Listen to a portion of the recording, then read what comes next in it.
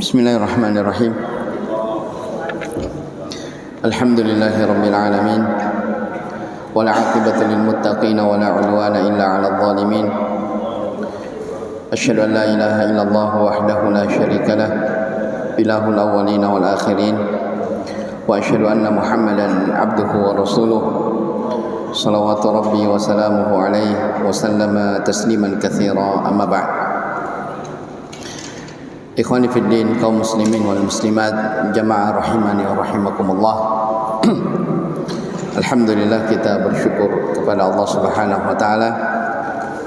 Di malam hari ini kita kembali melanjutkan kajian rutin kita membaca dari kitab Al-Ghayah wa Taqrib, karya dari Al-Imam Ahmad ibn Husain Al-Asfahani Asy-Syafi'i rahimahullahu ta'ala. Dan kita berada di akhir bab pembahasan masalah zakat. Taib, pada pertemuan sebelumnya telah kita sebutkan tentang golongan orang-orang yang berhak menerima zakat. Orang yang berhak menerima zakat itu telah disebutkan sendiri oleh Allah Subhanahu wa taala di dalam Al-Qur'an. Maka apa yang disebutkan dari 8 golongan yang berhak menerima zakat, maka selain daripada 8 ini tidak boleh diberi dari zakat. Taib, sebagiannya sudah saya sebutkan, tapi tidak apa-apa saya ulang. Kata penulis rahimahullahu ta'ala, faslun fi masarifiz zakat, pembahasan tentang penyaluran zakat. Wa tudfa'uz zakatu fawran wujuban ila jami'il asnafi thamaniyati alladhina dzakarahumullahu ta'ala fi kitabihil aziz. Zakat itu dikeluarkan segera dan hukumnya wajib, ya, diberikan kepada al-asnaf ats-tsamaniyah, kepada 8 golongan yang disebutkan oleh Allah Subhanahu wa taala di dalam kitabnya yang mulia, yaitu firman Allah Subhanahu wa taala, innamas shadaqatu lil fuqara'i wal masakin wal 'amilina 'alaiha wal mu'allafati qulubuhum wa fir riqabi wal gharimina wa fi sabilillahi wa banis sabil. Kata Allah Subhanahu wa taala dalam surah Taubah ayat yang ke-60,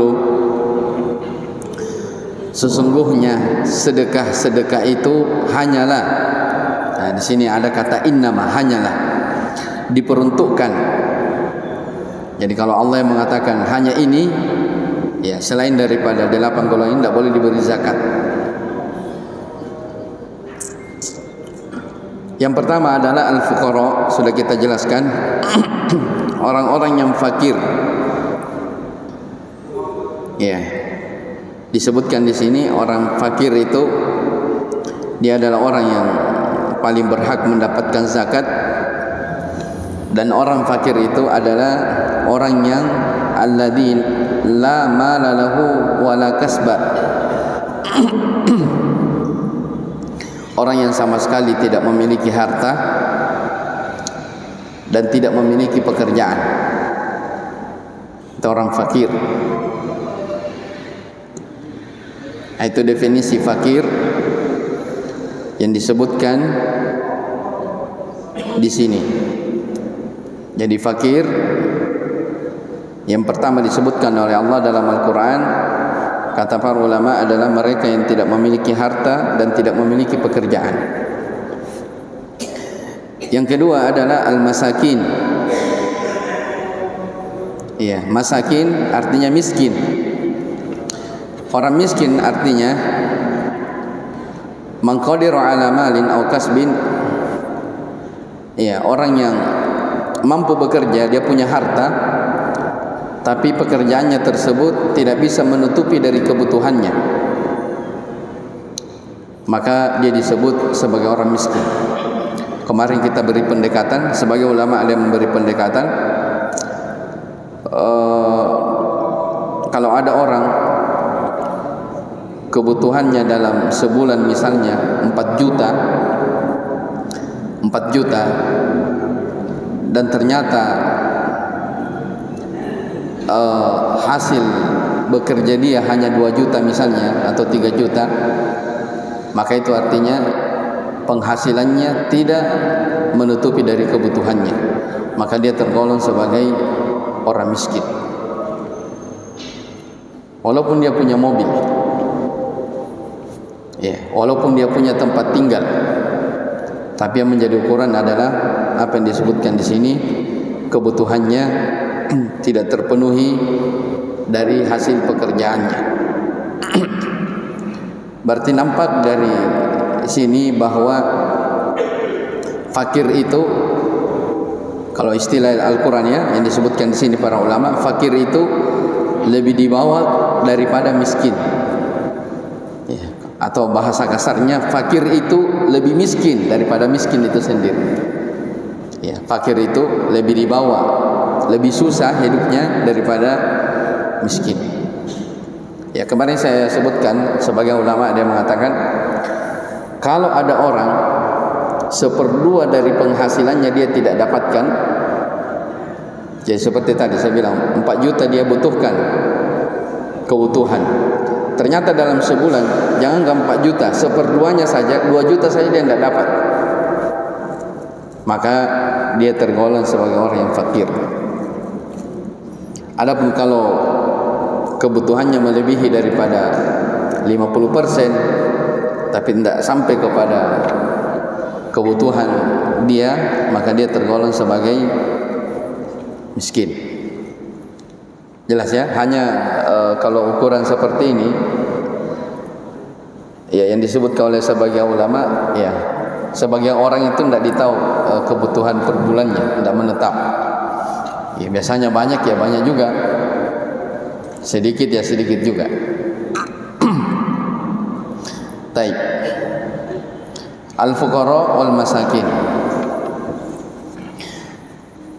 Kemudian yang ketiga, al-amilina 'alaiha. Yang disebutkan oleh Allah Subhanahu wa taala dari golongan orang yang berhak mendapatkan zakat adalah al-amilina 'alaiha, seorang amil. Amil artinya orang yang ditugaskan oleh pemerintah untuk memungut zakat. Dan dia digaji khusus dari pekerjaannya tersebut.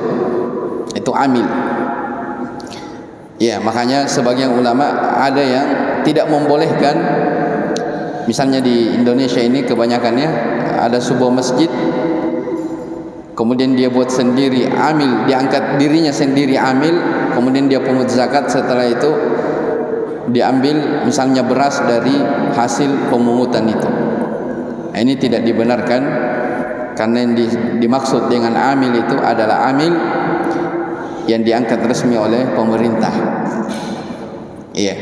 Adapun misalnya yang sering terjadi, misalnya kita memungut zakat di setiap masjid, setelah itu dibagikan, terus yang membagi ini juga dapat jatah, Ya, boleh saja dia dikasih, tapi jangan dibilang amil.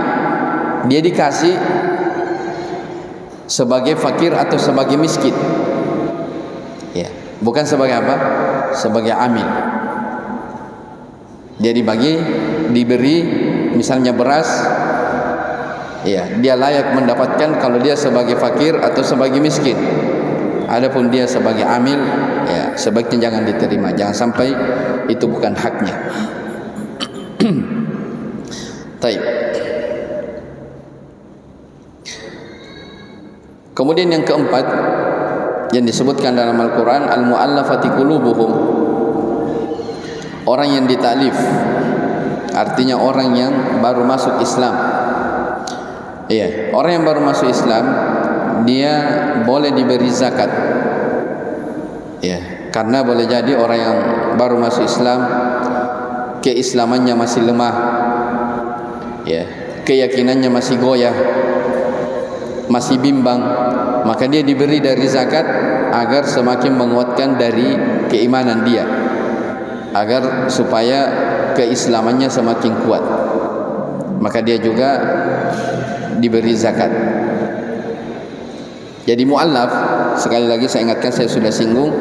Jadi mu'allaf itu jamaah sekalian rahimani wa rahimakumullah adalah orang yang baru masuk Islam. Adapun misalnya orang yang masuk Islam tapi dia sudah tahunan, puluhan tahun, maka dia tidak disebut lagi mu'allaf. Ya, jangan dibilang oh dia mu'allaf. Kapan dia masuk Islam? 20 tahun yang lalu. Mau dikasih zakat juga? Tidak cocok. Apalagi kalau dia orang kaya. Taib. Kemudian dalam Al-Quran disebutkan golongan yang kelima, wa fir riqabi, yang berhak mendapatkan zakat itu adalah ar-riqab. Iya, riqab itu artinya budak, al-mukatabah, budak yang ingin membebaskan dirinya, maka dia boleh diberi dari zakat. Kemudian yang keenam,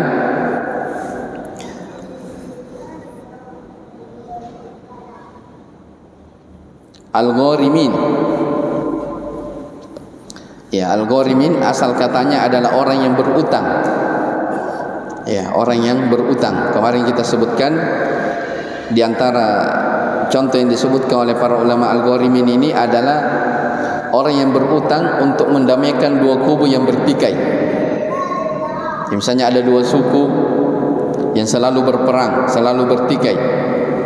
Maka ada orang yang dia bilang, saya kasih kamu misalnya uang 50 juta, si A 50 juta, si B 50 juta, syaratnya kamu berdamai. Ya, maka dikasihlah uang agar berdamai. Maka uang ini, ya, dia mengutang dari orang, maka utang tersebut boleh diambilkan dari zakat. Ya, boleh diberi dari zakat. Namanya al-gharimin.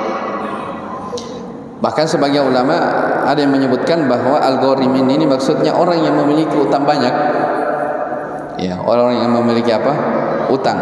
Orang yang terlilit utang, maka dia boleh diberi dari zakat untuk melunasi utangnya. Baik. Kemudian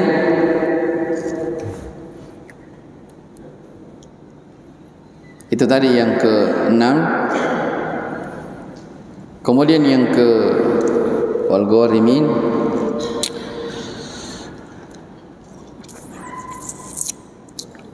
kemudian wa fi sabilillah, golongan manusia yang ketujuh yang berhak mendapatkan zakat adalah fi sabilillah. Fi sabilillah di sini maksudnya orang yang berjihad di jalan Allah. Ya, orang yang berperang.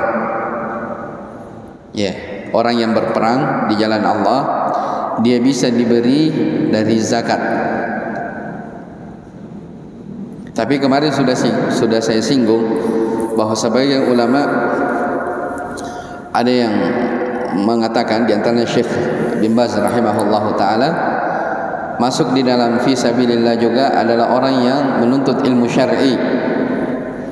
Iya, tapi asalnya pada penggunaan fi sabilillah di sini adalah orang yang berperang. Ya, jadi dahulu itu ya orang yang keluar berperang, ya ada sahabat yang tidak punya harta tapi keluar berperang, ya maka dia diberi dari zakat untuk menafkahi keluarga-keluarga mereka. Iya, diberi zakat untuk menutupi dari kebutuhan-kebutuhan mereka. Iya.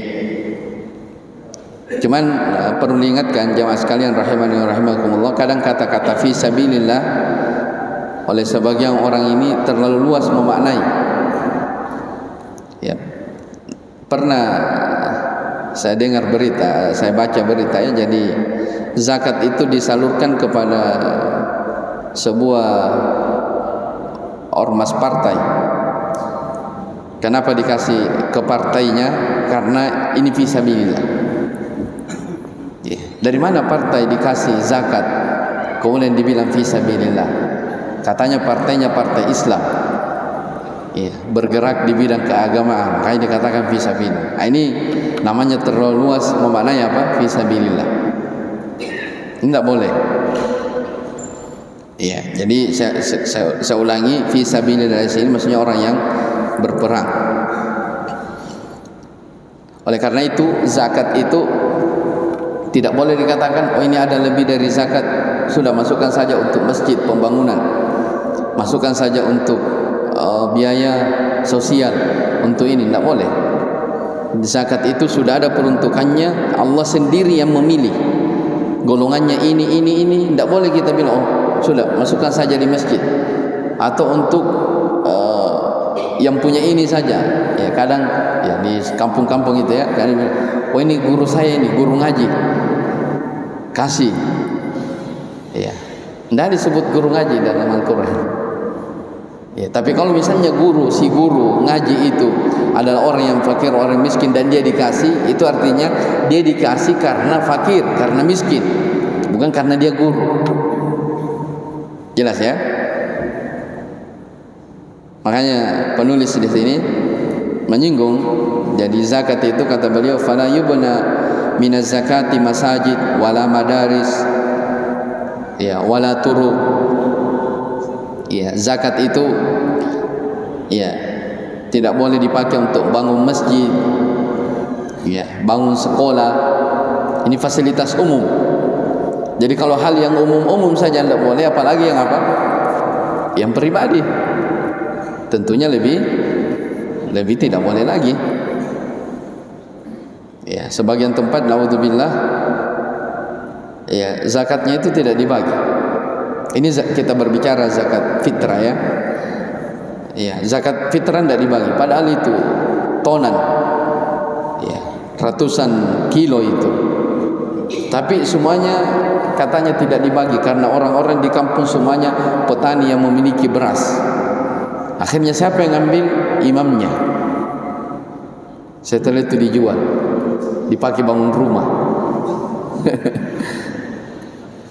Ini namanya makalasi. Iya.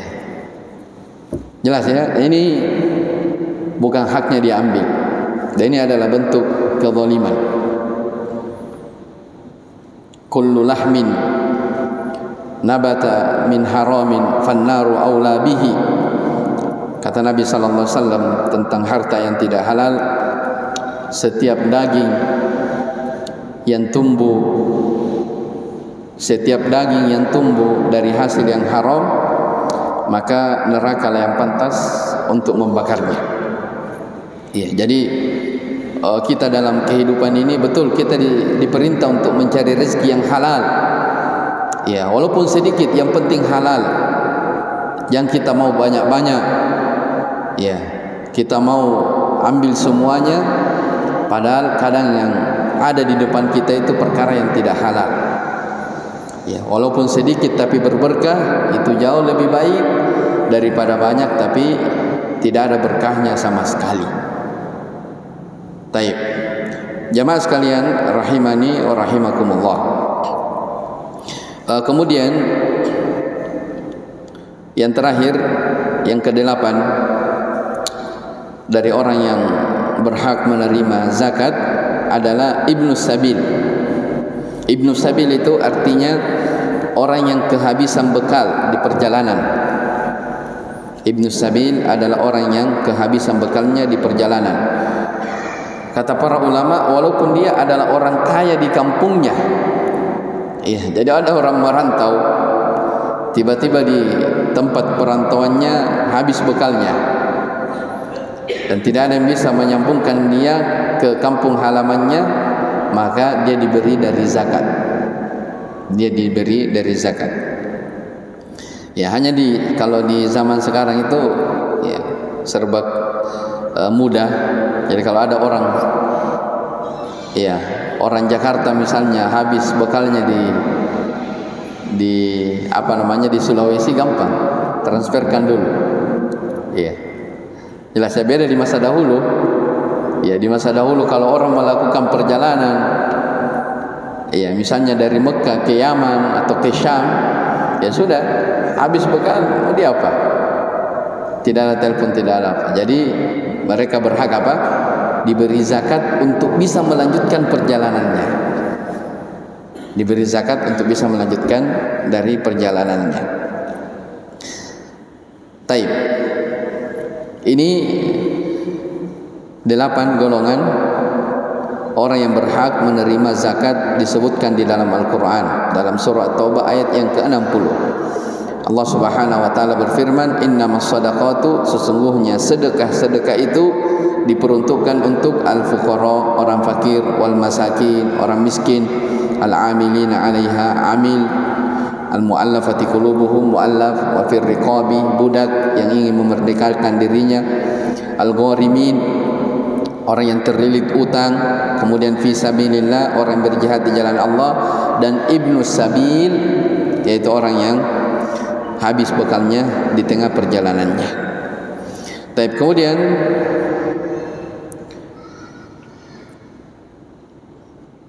di akhir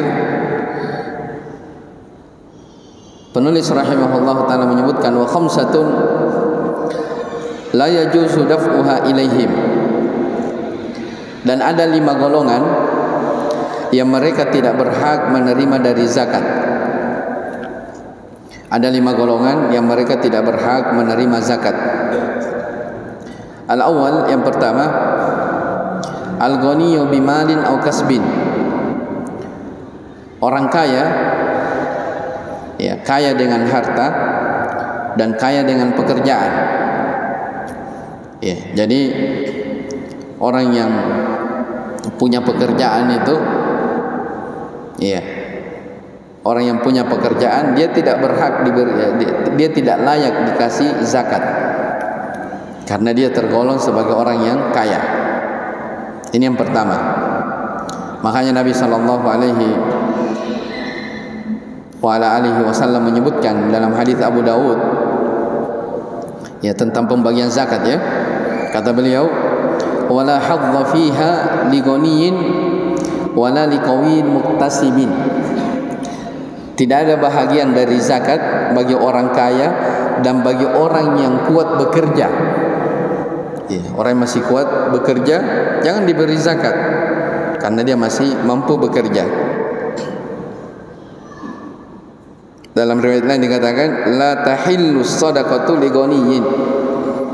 Sedekah itu tidak halal bagi orang-orang yang berkecukupan, orang kaya.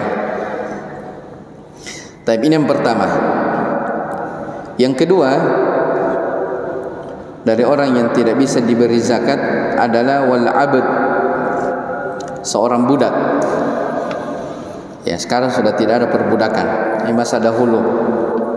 Jadi budak tidak boleh diberi zakat. Kenapa? Karena kalau budak diberi zakat, maka budak itu, karena budak itu adalah dia milik tuannya. Jadi kalau dia diberi zakat, berarti ya, yang berhak mengambil zakat itu adalah tuannya, karena budak itu dimiliki oleh orang lain. Jadi kalau dia diberi zakat, otomatis bukan dia memiliki tapi tuannya. Makanya tidak boleh diberi zakat dari budak itu. Taib. Kemudian di antara golongan yang tidak boleh menerima zakat adalah ahlu baitin Nabi sallallahu alaihi wa ala alihi wasallam, yaitu keturunan ahlul bait Nabi sallallahu alaihi wa ala alihi wasallam.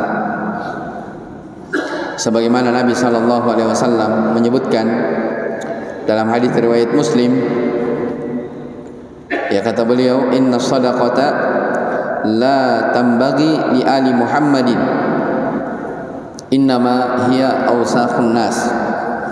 Sesungguhnya sedekah itu tidak pantas diberikan kepada keluarga Muhammad karena itu semua adalah kotoran-kotoran manusia.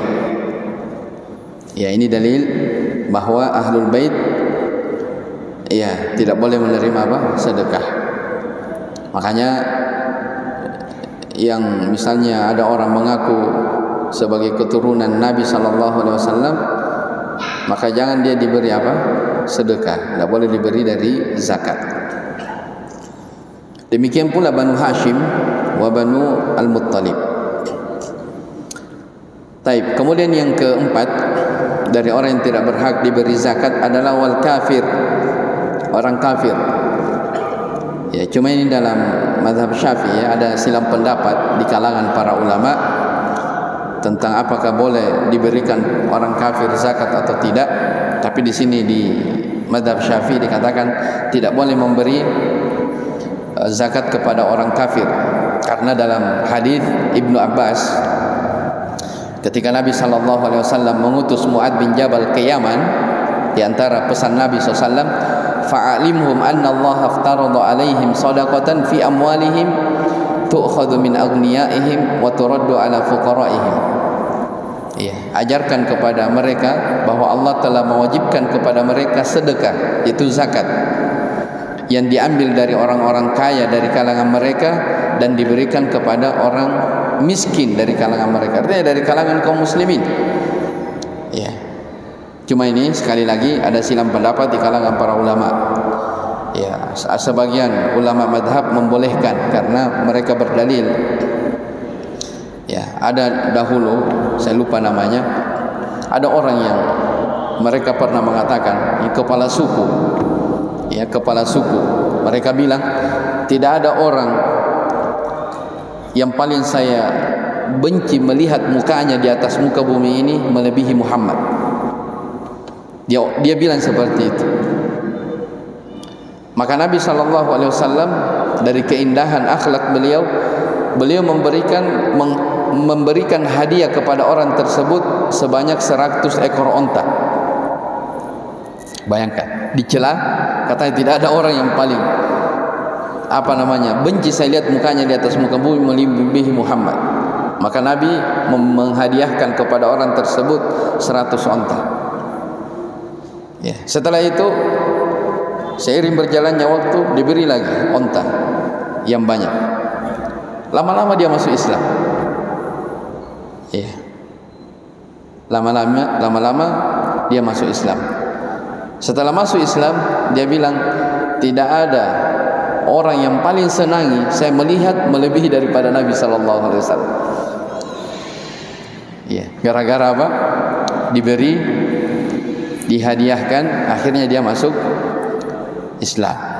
Makanya yang dipakai dalil oleh para ulama bahwa kadang boleh zakat itu diberikan kepada orang kafir untuk melembutkan hatinya, ya tentunya dilihat juga siapa yang mau diberi.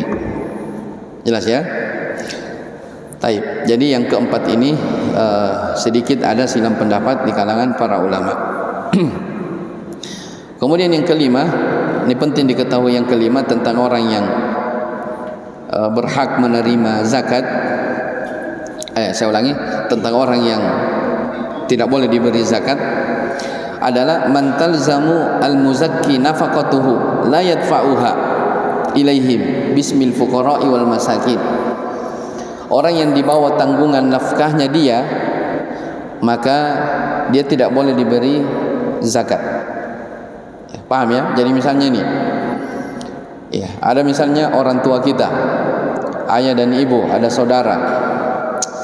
Ini keluarga-keluarga kita, kerabat kita, selama ini kita yang nafkahi. Karena dia miskin, tidak punya apa-apa misalnya. Dia miskin. Ya. Pas ada antum lagi hitung-hitung zakat, mau bayar zakat, ya, misalnya puluhan juta atau sekian, itu bilang sudah, karena keluarga saya, ibu saya, ayah saya juga fakir miskin, makanya zakat yang saya miliki saya mau berikan kepada mereka. Ini tidak boleh. Jadi orang yang dibawa nafkah kita, orang yang kita tanggung, tidak boleh dia diberi zakat. Ya, jelas ya, dia tidak boleh diberi zakat. Orang yang ya dibawa tanggungan kita. Ya, ini disebutkan oleh penulis rahimahullahu taala ada 5 golongan orang yang tidak berhak diberikan dari zakat itu. Taib, jamaah sekalian rahimani wa rahimakumullah. Dengan ini kita selesai dari pembahasan dari zakat ini. Jadi alhamdulillah kita telah selesai dari kitab zakah. Iya. Jadi kita sudah tahu ilmunya semua ya, dari zakat harta. Ya, orang yang bergerak di sektor pertanian dia sudah tahu juga hitungan zakatnya. Orang yang bergerak di bidang apalagi bisnis, ada urudut tijarah sudah dibahas. Orang yang menabung emas, orang yang punya tabungan uang, ada zakatnya mesti dihitung. Nah, ini kita alhamdulillah sudah tahu ilmunya semua. Ya, mungkin saya mau tanya dulu sedikit, apakah apa yang telah kita bahas masih teringat atau bagaimana? Karena setelah ini kita masuk di Kitabu As-Siyam, masalah puasa. Dan mungkin nanti saya lihat apa kita bahas masalah puasa, nanti kita akhirkan kita masuk di Kitabul Buyu, masalah jual beli. Ya, karena setelah ini ada Kitabus Siyam, masalah puasa. Setelah itu Kitabul Hajj, masalah haji. Ya, setelah itu baru ada pembahasan Kitabul Buyu. Saya pikir Kitabul Buyu ini masalah transaksi jual beli penting diketahui, tentang masalah riba. Ya, tentang masalah tukar menukar, yang mana yang riba, yang mana yang dibolehkan. Ya, jadi mungkin nanti kita bahas tentang masalah masalah jual beli dulu. Ya, mungkin puasa nanti. Ya, mungkin bagus nanti dekat-dekat momennya baru dibahas fikih seputar puasa. Taib, dari zakat yang telah kita sebutkan, jamaah sekalian rahimani wa rahimakumullah. Ya, kemarin dari hitungan zakat kalau tanaman atau buah-buahan, berapa hitungannya kemarin? Berapa kilo? Masih ingat? Atau lupa mi?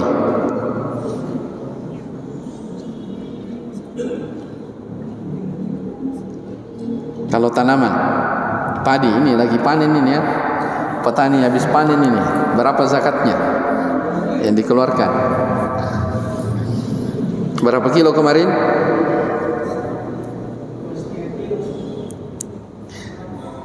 Khamsatu ausukin. Sekitar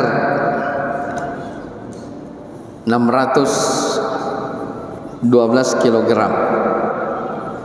612 kilogram. Iya, itu hitungannya ya. 5 ausak. Berapa dikeluarkan zakatnya?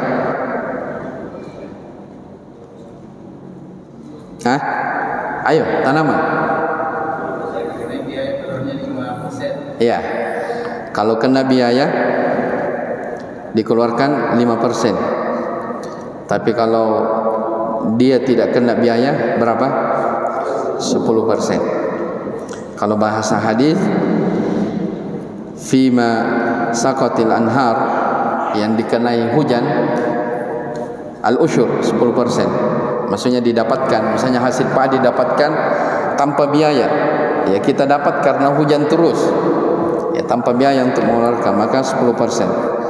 Tapi kalau dengan biaya, maka dikeluarkan 5%. Baik. Dan dia tidak mesti berputar selama 1 tahun ya. Kalau tanaman itu dia dikeluarkan di setiap apa? Setiap panen. Karena Allah Subhanahu wa taala sendiri yang menyebutkan dalam Al-Qur'an, wa atu haqqahu yauma hasali. Keluarkan haknya ya pada saat dipanen. Taib. Kemudian telah kita sebutkan juga zakat dari perhiasan. Ya, emas dan perak. Masuk di dalamnya barang-barang yang punya nilai tukar atau barang-barang yang berharga, uang ya, atau yang semisal dengannya, maka dia dizakati. Berapa zakatnya kalau emas kemarin? Ya, 85 gram ya, 85 gram.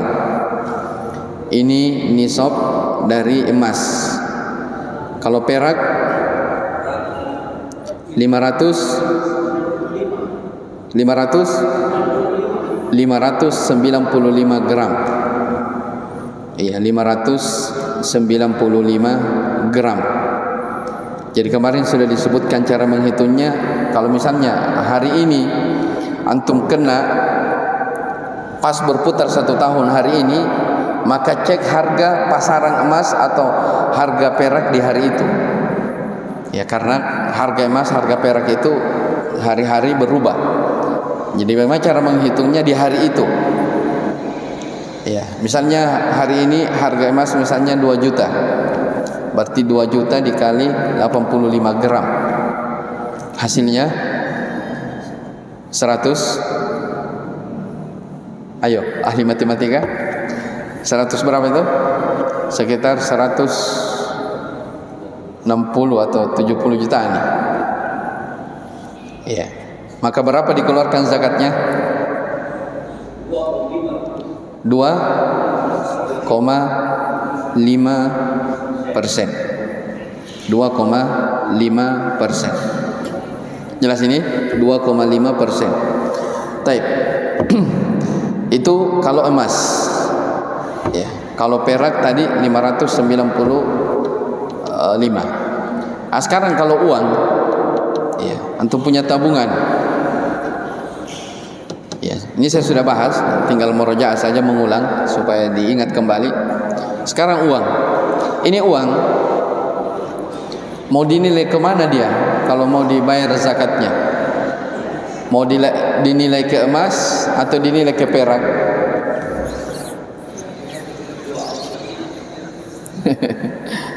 Kalau dinilai ke emas ya lumayan tinggi-tinggi nilainya ya, 170 jutaan baru kena zakat. Tapi kalau antum hitung ke perak ya sedikit. Itu tidak sampai puluhan juta itu sudah dikeluarkan zakatnya. Ya, 10 juta sekian sudah sebagaimana yang telah kita hitung. Kemarin kita sebutkan kaidah. Jadi kalau misalnya uang yang mau dikeluarkan zakatnya, dilihat saja yang mana nilai yang paling terendah dari dua barang ini. Antara emas dan perak, yang mana yang lebih murah harganya. Anggaplah misalnya sekarang ya, lebih murah apa?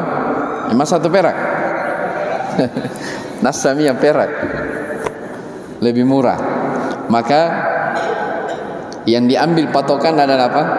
Harga perak. Baru dihitung, baru dikeluarkan 2,5%. Jelas ya? Jadi kalau misalnya ada orang ya punya uang tabungan ya 200 juta, dia miliki selama 1 tahun. Tabungan ini dia miliki selama 1 tahun. Ini namanya kena haul, sudah berputar selama 1 tahun 200 juta. Dikeluarkan 2,5%. Berapa juta itu?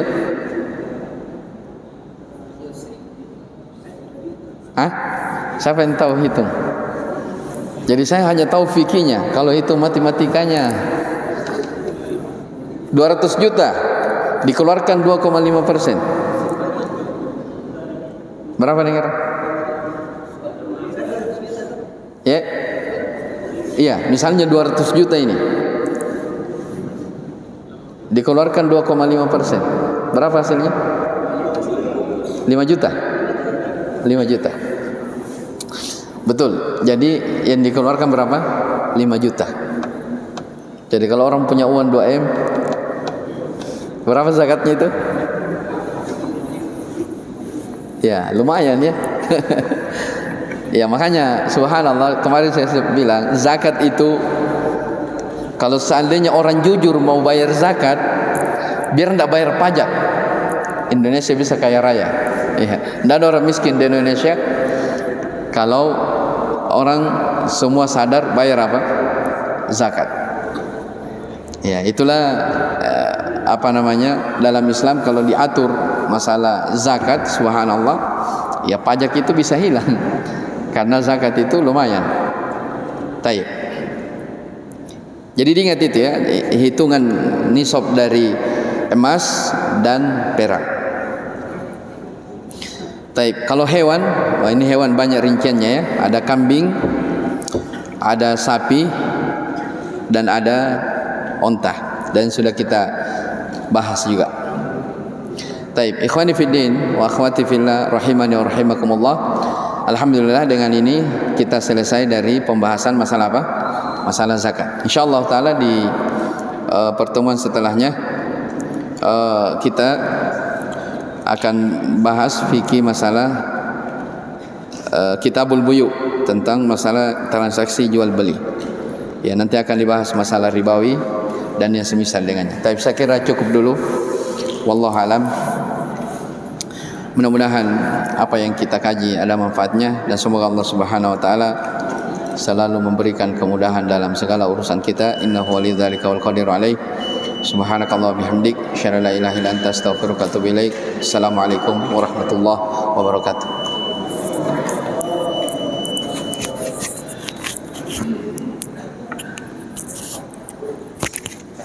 Yeah.